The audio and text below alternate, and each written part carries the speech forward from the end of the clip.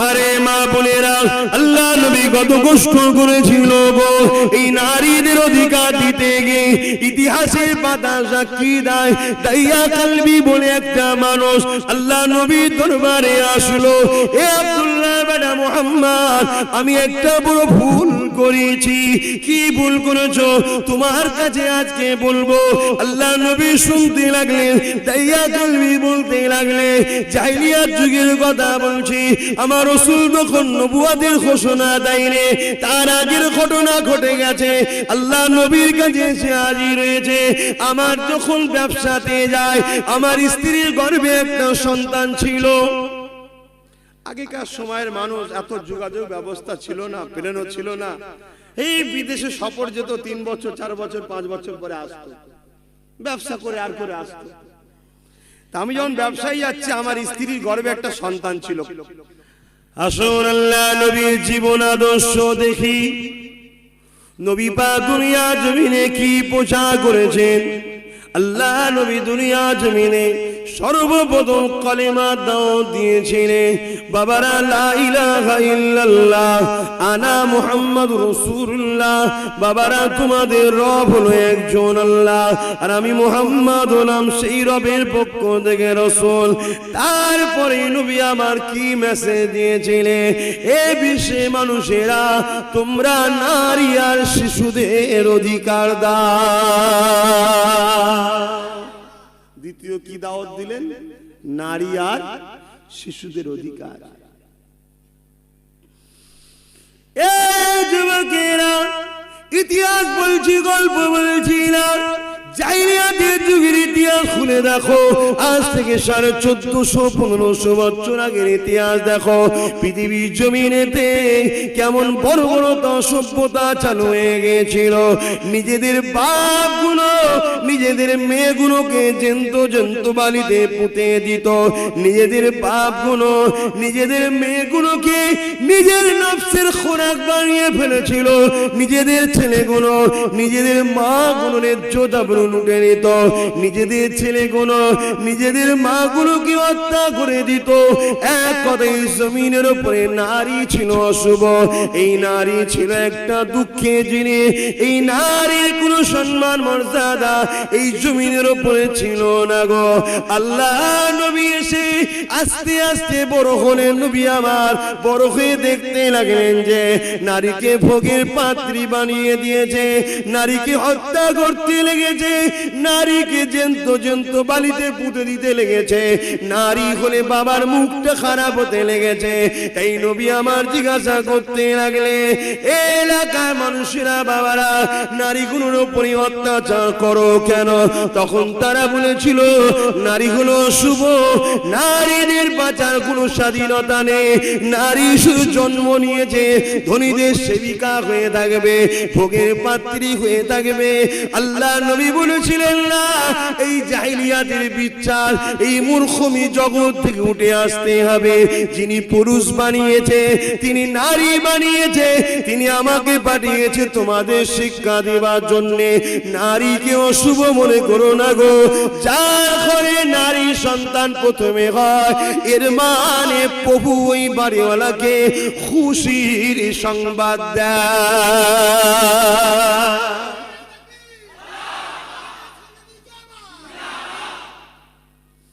এই মর্যাদা নারীদের ছিল না। ইতিহাস খোলো, দেখো, আব্বাস সিদ্দিকীর কথাকে মিলাও। এত অপদস্থ হতো, এত লাঞ্ছিত হতো নারীরা। বাজারে গেলে আলু পটল যেমন কিনতে পাওয়া যায় কিনে আনি, তৎকালীন সময় বাজারে গরিবের ঘরের মেয়ে বিক্রি হতো। গলায় বেড়ি, হাতে বেড়ি, পায়ে বেড়ি, বাজারে নিজে বিক্রি হতো। বড় বড় ধনী লোকরা আসতো, এসে মেয়ে কিনে নিয়ে যেত, তার দেহ শোষণ করত, ভোগ করে যদি গর্ভের সন্তান এসে যেত, যদি পুরুষ সন্তান হতো সন্তানটা নিয়ে নিত, কন্যাটাকে মেরে দিত। আর যদি মহিলা সন্তান হতো ওই মেয়েকে মারত এবং ওর বাচ্চাকেও মেরে দিত। এমন জঘন্য হয়ে গেছিল পৃথিবীর মানুষ। আবার সেই সমাজ কিন্তু আসছে। তার রাসূলের আন্দোলন, রাসূলের কথা, নবীর পোশাক প্রথমে ছিল হলো তাওহীদ ও রিসালাত। একত্ববাদ, আল্লাহর বিশ্বাস এবং রসুলের উপরে বিশ্বাস। তারপরেই রসুল কি বললেন? নারীদের অধিকার দাও। এই যে আজকে আপনারা দেন কি জানি না, বাপের সম্পত্তি ছেলে পেলে মেয়েও পায়। আচ্ছা তো দেন তো নাকি? কি গো আব্বারা দেন তো না? মেয়ের হককে মারেন। ছেলেকে খুশি করতে গিয়ে আপনি জাহান্নামী হয়ে যাবেন। আপনাকে আপনার মেয়ের হক দিতে হবে, কেন আপনার শরীরের রস থেকে আপনার ছেলে তৈরি, আপনার শরীরের রস থেকেই কিন্তু আপনার মেয়ে তৈরি। ছেলেও যেমন হক পাবে, মেয়েও তেমন হক পাবে। এই ফারায়েজটা ছিল না, এটা তো আমার রসুল তৈরি করেছে। ছেলেরা যদি পায়, মেয়েরা কেন পাবে না? পৃথিবীর বুকে রসুল লড়াই করেছে, অনেক মার খেতে হয়েছে। তারপরে আজকে যারা রসুল মানে, তারা তার মেয়েকে কন্যা সন্তান হলে বুঝা মনে করে না, তাকে আরো আদর করে, লালন পালন করে। কেন? মহিলা হলো রহমত। জোরে বলুন সুবহানাল্লাহ। আহা, মায়ের জাত গো, মেয়ে হলো মায়ের জাত, তাই তো নাকি গো? হ্যাঁ, আল্লাহ নবী বসে আছে, একজন মানুষ এসে জিজ্ঞাসা করলো, এ আব্দুল্লাহর বেটা মুহাম্মদ, শুনলাম নাকি তুমি নারীদের মর্যাদার কথা বলো, বলো তো দেখি আমার উপরে কার বেশি হক? আল্লাহ নবী বললেন তোমার মায়ের, তারপরে কার তোমার মায়ের, তারপরে কার তোমার মায়ের, তারপরে কার তোমার বাপের। এ যুবকেরা, যে সময়ে নারীর কোনো মর্যাদা ছিল না গো, নারী ভোগের পাত্রী ছিল, তার জিনিস ছিল, সেই পিরিয়ডে রাসূল শিক্ষা দিতে লাগলো, মা মা মা মা নারীর জাত, অর্থাৎ পুরুষের থেকে, বাপের থেকে মায়ের সম্মান 3 গুণ বেশি। আর আমরা পুরুষরাই আবার সুবহানাল্লাহ বলছি, তাই তো নাকি? আহা, কি সুন্দর শিখিয়েছে যে আমাদের সুবহানাল্লাহ বলতে দুঃখ লাগে না। কেন দুঃখ লাগে না? আমারও ঘরে একটা মা আছে, যদি আমার মায়ের সম্মান যদি বেশি হয়, আমাদের অসুবিধা কোথায়? ঠিক না বে ঠিক গো? হ্যাঁ, আমার পরিবার আবার কারো মা তো হবে, তোমার পরিবার তো কারো মা হবে। নারী সম্মানকে এইভাবে রাসূল বাড়ালেন, বুঝালেন যে খবরদার। অনেকে ধারণা থাকে ইসলাম নারীদের ঘরে স্বাধীনতা দেয় না। না, ইসলাম নারীদের ঘরে রানীর মর্যাদা দিয়েছে, শাহজাদির মর্যাদা দিয়েছে, রাজমাতার মর্যাদা দিয়েছে। বলুন সুবহানাল্লাহ। শুনবেন, আহা, একজন কন্যা সন্তান যখন জন্ম হয়, ও উপযুক্ত হয়ে যাওয়ার পরও বিয়ের আগ পর্যন্ত ও থাকা, খাওয়া, চিকিৎসা, পরনার কাপড়, সমস্ত কিছুর দায়িত্ব হলো বাপের। মেয়ের কোনো হেডেক নেই, করতেই হবে বাপকে। শুনছেন না? মেহনত করে খেটে খুঁটে মাথার ঘামকে পায়ে ফেলে ওই মেয়ের গার্জেন হয়ে থাকতে হবে, মেয়ের বডিগার্ড হয়ে থাকতে হবে। বিয়ে যেই হয়ে গেল, অমনি ওই মেয়েটা আবার রানী হয়ে গেল। ও পুরো শাহিনশাহ রানী বসে থাকবে। ওর থাকা, ওর খাওয়া, ওর জামা কাপড়, ওর দেখাশোনা, ওর চিকিৎসা, সমস্ত কিছুর দায়ভার হলো একজন পুরুষের ওপরে, সেটা হলো স্বামী। মেয়েটার কোনো হেডেকই নেই যে কি খাবো, কি ইনকাম করবো, হালাল ইনকাম করতে পারবো, ওসব পুরো টেনে তুমি নিয়ে আসো। তারপরে যখন ওই মহিলাটা আবার বয়স্কা হয়ে যাবে, যদি স্বামী বেঁচেও থাকে, বুড়ো হয়ে গেলে তো কাজ করতে পারে না, তাই তখনই ওই মাটার দায়িত্ব আবার সম্পূর্ণ ওর ছেলের উপরে। এই তোমার মায়ের থাকা, খাওয়া, চিকিৎসা, সেবা, সমস্ত কিছু তোমার। একদম কোনো হেডেক নেই একটা নারীর জন্ম থেকে মৃত্যু পর্যন্ত। সময়ে সময়ে আমার আল্লাহ তার ঠিক বডিগার্ড তৈরি করে রেখে দিচ্ছে। জোরে বলুন সুবহানাল্লাহ। যদি কারো বোরখাতে সমস্যা থাকে, আমি বলো বোরখাটা ফ্যাক্ট নয়, ফ্যাক্ট হলো পর্দা। এখন তো যেসব বোরখা চলছে, বোরখা পরার থেকে না পরাই ভালো। আল্লাহ রসুল বলেছেন আখেরি জামানায় পর্দার নামে একদল মহিলা উলঙ্গ হয়ে থাকবে। পর্দা ইসলাম কেন বলেছে, এর পিছনে অনেক কারণ আছে। সব কয়েকটা জিনিস আপনাকে বুঝাবার জন্য উদাহরণ দিচ্ছি। বাজারে গেছেন, একটা খোলা ছাড়ানো কলা আছে, একটা খোলাওয়ালা কলা আছে। খোলা ছাড়ানো কলায় আপনি দাঁড়িয়ে দাঁড়িয়ে দেখছেন মাছিও বসছে, ধুলোও বসছে, পড়ছে, ওকে যদি ফ্রি দেয় আপনি নেবেন? ধর 5 টাকার কলা খেতে যে কি 2 টাকার কলা খেতে যে 500 টাকার ওষুধ চলে যাবে, পয়জন যা পড়েছে ওর উপরে, ঠিক না বেটি? কিন্তু খোলাওয়ালাটা 10 টাকা পিস চাইলেও নেবেন। কি আমরা সবাই যখন বিয়ে শাদী করি কি বলি? হ্যাঁ কষ্ট নিচ্ছিস তো, আলতার এদিক ওদিক ঘুরতো না তো, কি বলে না বলে না? নিজেরা খোঁজে ভালো দেখে আবার, আর নিজেরাই বলে একটুখানি না ঘুরলে হয়। তো ইসলাম নারীদেরকে হীরের থেকেও দামি বানিয়েছে, তাই বলেছে রাস্তার পাথর হলে তোমার সমস্যা না। ছেলেরা হলো রাস্তার পাথর, ও যে কুয়োতে যাবে উল্টো ঝেড়ে দেবে, মাথা ফেটে যাবে। আর মেয়েরা হলো হিরে, ওকে ঘরের ভেতরে রাখতে হবে, দরজার ভেতরে রাখতে হবে, আলমারির ভেতরে রাখতে হবে, লকারের ভেতরে রাখতে হবে, আবার সুন্দর কাপড় মখমলে জড়িয়ে রাখতে হবে, অনেক দামি জিনিস। সে যদি তার মূল্য না বোঝে কি করা যাবে? আপনি কি চান আমার স্ত্রী, আমার বোন, আমার মায়ের উপরে রাস্তা ধুলোমাছি বসুক? বদ নজরের, খারাপ নজরের ছেলে মেয়েরা খারাপ নজরে তাকাক ছেলেরা? ইসলাম তাহলে চাইবে কেন? যিনি আপনাকে সৃষ্টি করেছেন তিনি চান না যে সমাজে অনেক বুড়া খারাপ ছেলে থাকবে? তাই তোমরা মা বোনেরা, তোমরা তোমাদেরকে পর্দার মধ্যে রাখবে, অর্থাৎ এই মুখমণ্ডল, হাতের এই গাঁটের বাইরের অংশ, পায়ের টাকনুন বাইরের নিচের অংশ ছাড়া বাকি জায়গাটাকে ঢিলে ঢালা কাপড় দিয়ে ঢেকে রাখা, যা সৌন্দর্য পরপুরুষ না বুঝতে পারে, ব্যাস ওই সৌন্দর্যটা একমাত্র তোমার স্বামীর সম্পদ। এই তো কথা, সিম্পল। কি গো, আমার মুখে কথা খারাপ লাগলো? বয়স হালকা হলে অনেক সমস্যা থাকে, কিন্তু শরিয়াতের কথা তো বাবা আপনাকে মানতে হবে। কিন্তু আজ আমরা কি করছি? আমরা আজকে কি করছি? আহা, প্রত্যেকটা বাপ বলে আমার মেয়েকে ভালোবাসি, প্রত্যেকটা স্বামী বলে স্ত্রীকে ভালোবাসি, প্রত্যেকটা ভাই বলে বোনকে ভালোবাসি, কিন্তু তোমার স্ত্রী, তোমার বোন, তোমার মা সব জাহান্নামে যাচ্ছে, তোমাদের হুঁশি নাই। কেউ কখনো একবার রুকলো না যে তুমি জাহান্নামে যেও না। কেন? জাহান্নামের দরজায় লেখা আছে, জান্নাতের দরজায় লেখা আছে আদ-দাইয়ুসু লা ইয়াদখুলুল জান্নাত, দাইয়ুস কোনদিন জান্নাতে যাবে না। দাইয়ুস কে?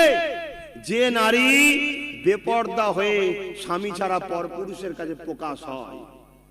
তোমার প্রয়োজন বাইরে বেরো, ইসলামে কোনো বাধা নেই, পড়াশোনা করো, চাকরি বাকরি কোনো সমস্যা নেই, কিন্তু ইসলাম বলেছে হে নারী, তোমার এই অংশটুকু ছাড়া বাকি অংশ তোমার সৌন্দর্য, যেটাকে তোমায় ঢেকে রাখতে হবে। তোমার পুরুষ, তোমার স্বামী ছাড়া অন্য কারো কাছে প্রকাশ করার তোমার অধিকার নাই। এটা তোমার রবের হুকুম, এটা আব্বাস সিদ্দিকের হুকুম নয়। কোন মেয়ে যদি মনে করে যে তোমাকে জ্ঞান দিতে হবে না, মা বোন আমি জ্ঞান দিতে আসি না, আমি কে জ্ঞান দিবার? কিন্তু তোমায় যে সৃষ্টি করেছে তার হুকুম এটা। যিনি তোমায় সুন্দর করিয়েছে, যিনি তোমাকে যৌবন দিয়েছে, যিনি তোমাকে রূপ দিয়েছে, যিনি তোমাকে কানা বানাইনে, যিনি তোমাকে কত সুন্দর নকশা দিয়েছে, তার হুকুম এটা। যদি সেই তার দিয়া জিনিস তুমি হিফাজত করতে পারো, তাহলে তিনি তোমাকে জান্নাতে জায়গা দেবে। আর তার দিয়া জিনিস যদি তুমি তার বিরোধিতে লাগাও, তাহলে তোমাকে জাহান্নামে জায়গা দেবে।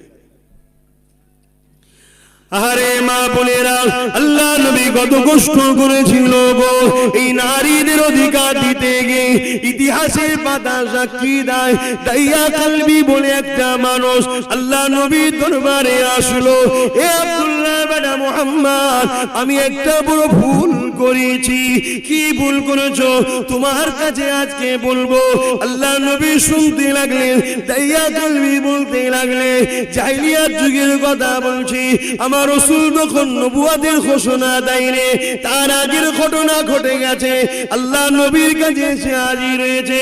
আমার যখন ব্যবসাতে যায়, আমার স্ত্রীর গর্ভে একটা সন্তান ছিল। আগেকার সময়ের মানুষ এত যোগাযোগ ব্যবস্থা ছিল না, প্লেনও ছিল না। এই বিদেশে সফর যেত 3 বছর 4 বছর 5 বছর পরে আসতো, ব্যবসা করে আর করে আসতো। তা আমি যখন ব্যবসায়ী যাচ্ছি, আমার স্ত্রীর গর্ভে একটা সন্তান ছিল। আমার স্ত্রীকে বলেছি সন্তান আছে দেখে আমি বিদেশে চলে গেছি। 3.5-4 বছর পর বিজনেস করে এসেছি। আসার পরে স্ত্রীকে জিজ্ঞেস করছি, হ্যাঁ গা, তোমার গর্ভে যে সন্তান ছিল, ওই সন্তানটা কন্যা না পুরুষ? শুনছেন ভাই? কেন তাদের ধারণা কন্যা মানে অশুভ, মারতে হবে, মেরে দাও। আজও ধারণা তৈরি হয়েছে ছেলের বাপ বুক ফুলিয়ে করে বিয়ের সময় আর মেয়ের বাপ একটু মাথা হাট করে থাকে। কেন থাকে মাথা হাট করে? তোমার মেয়ে কি পানে ভেসে এসছে? আমার রাসূলের আদর্শ শোনো। আমার নবী যখন বাইরে থেকে কিছু কিনে আনতেন, আমার রাসূল শিক্ষা দিয়েছেন আগে তোমার মেয়েকে দেবে, মেয়ে খুশি মতো নিজের পছন্দ করবে, তারপরে ছেলেদের বাদ দেবে, কারণ মেয়ে পরের ঘরে চলে যাবে। আরে ওই দাইয়া কালবি এসে স্ত্রীকে জিজ্ঞেস করছে, তোমার মেয়ে গর্ভে যে সন্তান ছিল সন্তানটা কই?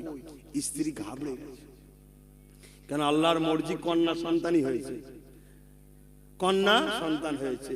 আর মা যেমনই হোক, যে সময়ের হোক, যে ধর্মেরই হোক, ভাই মা একটা আলাদা জিনিস, ঠিক না বেঠিক গো? সে হিন্দু হোক আর খ্রিস্টান হোক আর পাঞ্জাবি হোক, মায়ের দিল একটা আলাদা দিল, প্রভুর পক্ষ থেকে তৈরি। সব মায়ের অন্তরটাই নরম, সব মাই দয়ালু, সেও কিন্তু নারীরই জাত। তো সেই জায়গায় মা বিভিন্ন বাহানা খাটাচ্ছে। আরে আছে দেখবেন, ও গেছে নানির বাড়ি ঘুরতে, ইটা সিটা বলে যাক বাহানা করছে। তোর ব্রেন সবসময় চঞ্চল করছে, কেন গাছ বড় হয়ে গেলে কাটতে গেলে লোকের নজর পড়ে যায়, ছোটবেলায় উপড়ে ফেললে লোক বুঝতে পারবে না। কি এটা বড় হয়ে গেলে অসুবিধা আছে, পেরেশানি আছে। একদিন মক্কায় একটা মেলা হতো, তখন আমার রাসূল আসার আগে একটা মেলা হতো, ও কাজের মেলা। আজানটা দিয়ে দিই।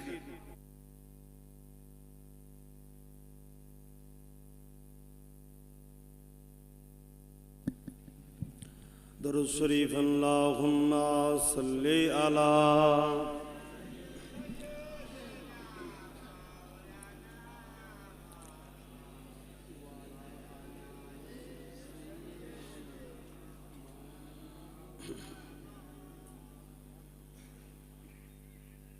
দিনের নবী মুস্তাফা মোর মুহাম্মদ রাসূল, কুল জাহানের অন্ধকারে তুমি আর এক ফুল। নবী আমার কেঁদে বলেন, ও আমার চাচা,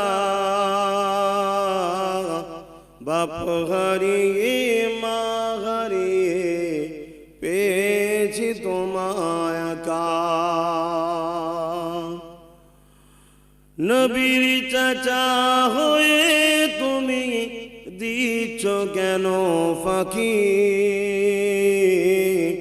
গোনা চারানে কি তোমার থাকবে না যে বাকি? দিনের নবী মুস্তাফা মোর মুহাম্মদ রাসূল, কুল জাহানের অন্ধকারে তুমি আর এক ফুল। আল্লাহুম্মা সাল্লি আলা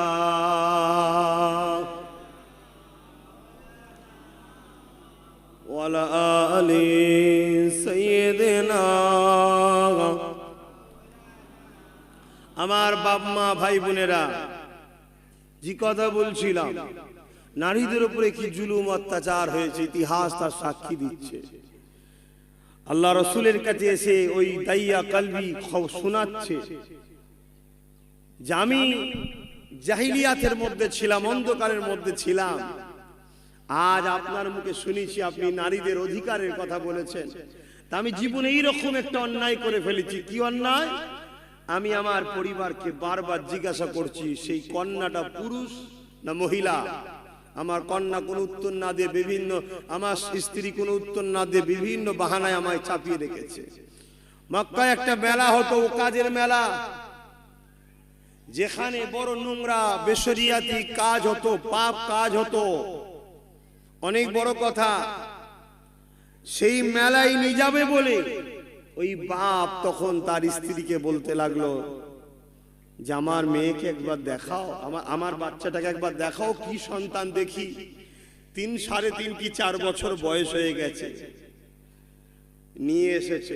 সে দাইয়া কালবি বলছে যখন নিয়ে আসে, ফুটফুটে চাঁদের মতো এত সুন্দর দেখতে, কিন্তু মেয়ে যখন দেখেছি আমার ভেতরে দাও দাও করে আগুন জ্বলছে, কখন একে মারবো।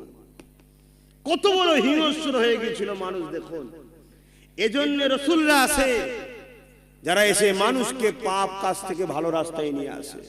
মুহাম্মদ সাল্লাল্লাহু আলাইহি ওয়াসাল্লাম হলেন সর্বশেষ মেসেঞ্জার রাসূল। জোরে বলুন সুবহানাল্লাহ। হুজুর,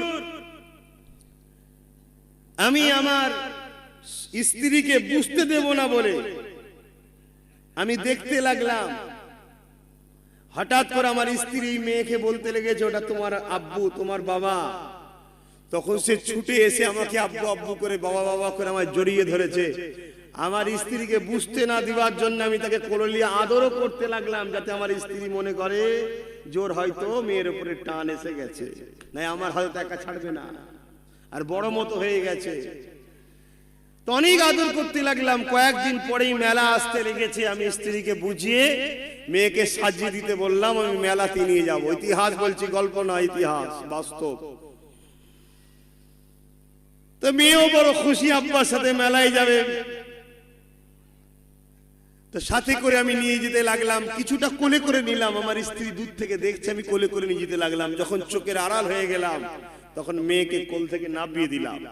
নামিয়ে দিয়ে বড় দ্রুত হাঁটতে লাগলাম। আমার বাচ্চা আমার সঙ্গে হেঁটে পারছিল না, আমার সঙ্গে চলে আমার বাচ্চা পারছিল না। কিন্তু একবার জন্য আমার এই বাচ্চার উপরে মায়াও হয় না। সে শুধু পিছন থেকে ছোটে আর বলে, আব্বা আমি তোমার সঙ্গে ছুটে পারছি না, হেঁটে পারছি না, তুমি একটু আসতে চলো না, আমায় কোলে নাও। মরুভূমির গরম বালির উপর দিয়ে আমি অনেক দূর চলে গেলাম। একটা জায়গায় গিয়ে দাঁড়ালাম। আমার মেয়ে বলছে, আব্বা এখানে তুমি দাঁড়ালে কেন? আমি তাকে বললাম যে তোমায় মেলায় নিয়ে যাবো, কিছু অর্থ দরকার, তো আমার এক জায়গায় অর্থ রাখা আছে। বলে বালি খুঁড়তে লাগলাম। আমার মেয়ে ভাবছে আমার আব্বু অর্থ বার করছে, আমার সাথে খুঁড়ছে। যখন খুঁড়তে খুঁড়তে খুঁড়তে আমার গায়ে বালি লাগে, ছোট্ট হাতে সুন্দর মেয়েটা, বাচ্চাটা আমার গায়ে জামা টামা ঝেড়ে দিচ্ছে। তথাপিও হুজুর আমার মনে একবারও মেয়েটার উপরে দয়া হলো না। আমার মেন্টালিটি ও হচ্ছে কুলাঙ্গার, ও অশুভ, নারীর অধিকার নেই, নারী থাকা যাবে না, মেরে দিতে হবে, এই চিন্তা আমার। যখন অনেকটা গর্ত করে ফেলি, আমার মেয়ে তখন উঠে দাঁড়িয়ে যায়। দাঁড়িয়ে গিয়ে বলে, আব্বু তুমি কি আমাকে এখানে মেরে দেবে অন্য বাপেদের মতো?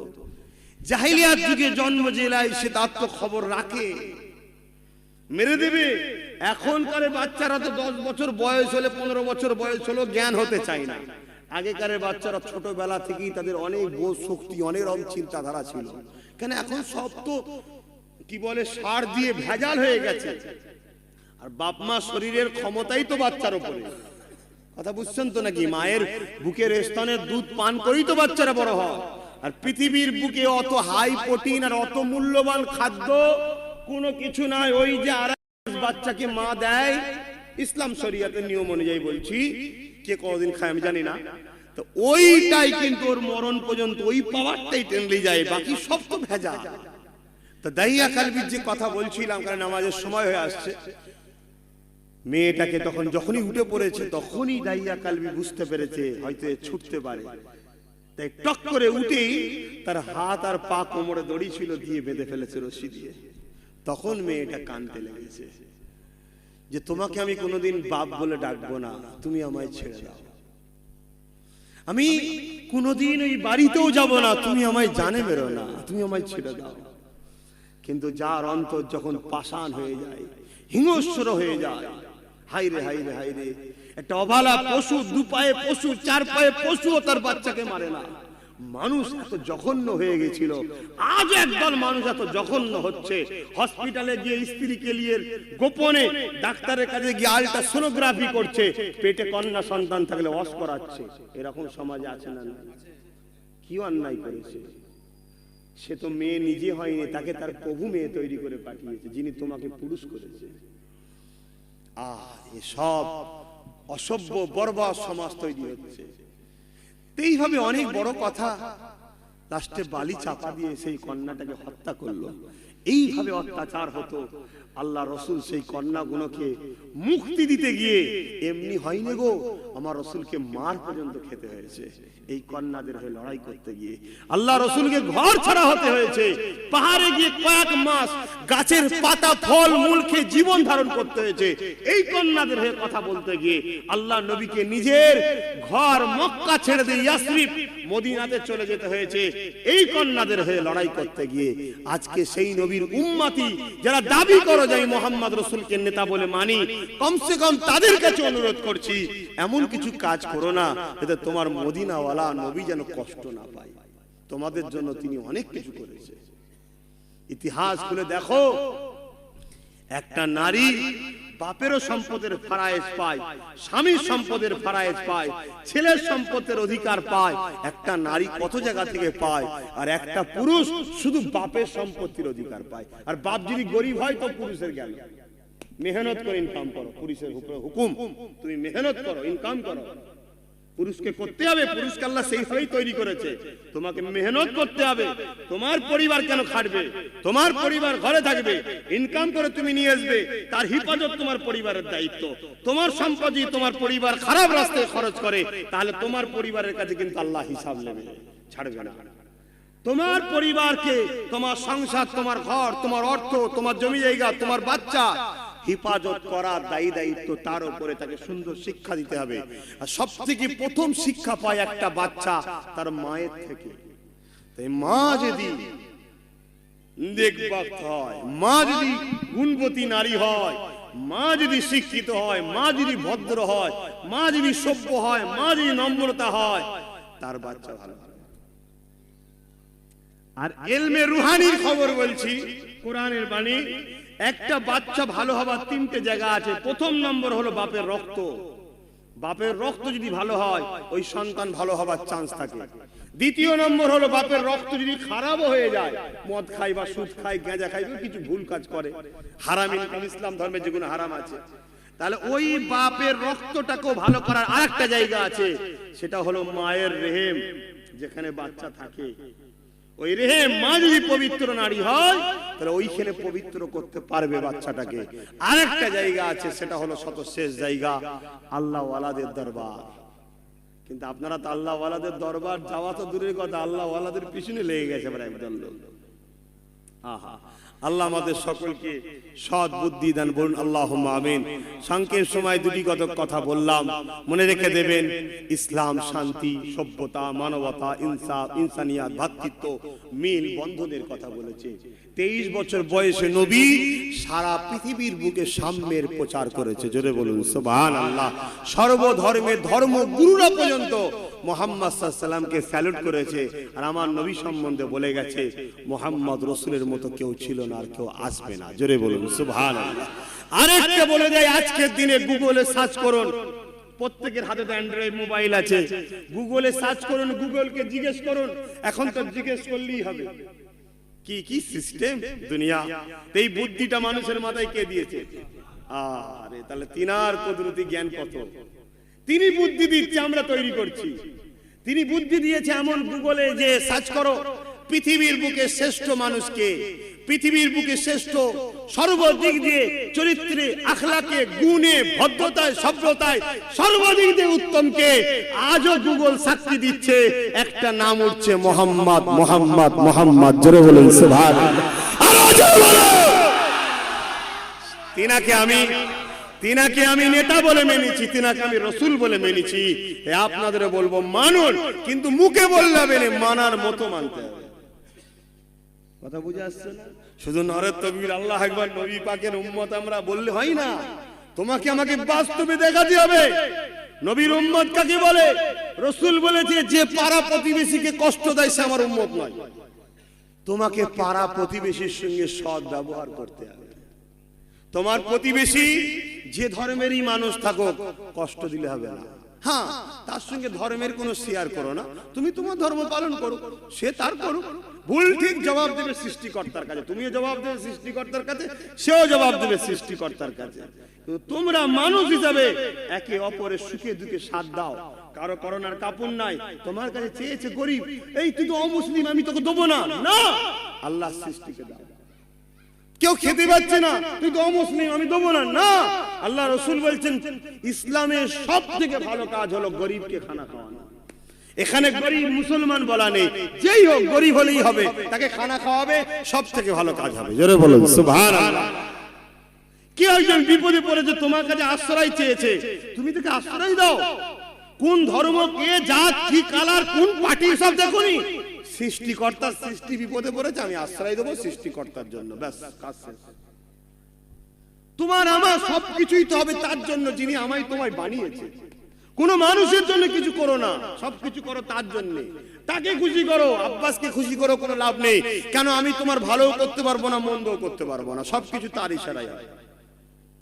হারও তার ইশারায়, জিতো তার ইশারায়, সুস্থ তার ইশারায়, বিমার তার ইশারায়, ধনী তার ইশারায়, গরিব তার ইশারায়, সন্তান তার ইশারায়, সন্তান না হওয়া তার, সব তার ইশারায়। কিন্তু কাউকে ধনী করে পরীক্ষা করে, কাউকে গরিব করে পরীক্ষা করে, কাউকে জিতিয়ে পরীক্ষা করে, কাউকে হারিয়ে পরীক্ষা করে, কাউকে বিমার দিয়ে পরীক্ষা করে, কাউকে সুস্থ হয়ে পরীক্ষা করে। সব পরীক্ষা যে আমার সৃষ্টি, আমার ফাইসাল্লাই রাজি না বেজার। যদি একটা কথা বললো, খোদা তুমি যাতে রাজি আমি তাতে রাজি, ওদের জন্য প্রভু রেখেছে জান্নাত। যে বলে বিরক্ত হচ্ছে তার জন্য রয়েছে জাহান্নাম। সামান্য 50-60 বছর তো জিন্দেগি রে বাবা। দাদা এসেছিল, দাদি এসেছিল, নানা এসেছিল, সব তো গোষ্ঠী চলে যাচ্ছে, থাকবে কে? তা যেতে তো সবাই কি হবে? দুদিনের দুনিয়ায় কাউকে কষ্ট দিয়ে যেও না, কারো মাল ঝেড়ে খেও না, কাউকে আঘাত দিয়ে যেও না, কোন ধর্মেরই হোক, যেন চলে যাওয়ার পরে সবাই বলে ছেলেটা ভালো ছিল। অন্য ধর্মের মানুষও যেন বলে, হয়তো তোমার জানাজায় আসবে না, কেন তার ধর্ম আলাদা, কিন্তু যখন শুনবে যেন বলে, ও আব্বাস সিদ্দিকী, ও ছেলেটা ভালো ছিল রে। একটা অমুসলিমও যেন বলে, কেন আল্লাহর জমিনের উপরে ফেরেশতারা ঘোরে। তার সার্টিফিকেটে তোমার, আমি বলছি না যে জান্নাত পেয়ে যাবে, কিন্তু না, আল্লাহর সৃষ্টিকে যখন তুমি খুশি রেখে যাচ্ছ, আমার আল্লাহ তখন তোমার উপরে খুশি হয়ে যাবে। জোরে বলুন সুবহানাল্লাহ। এইভাবে চলো।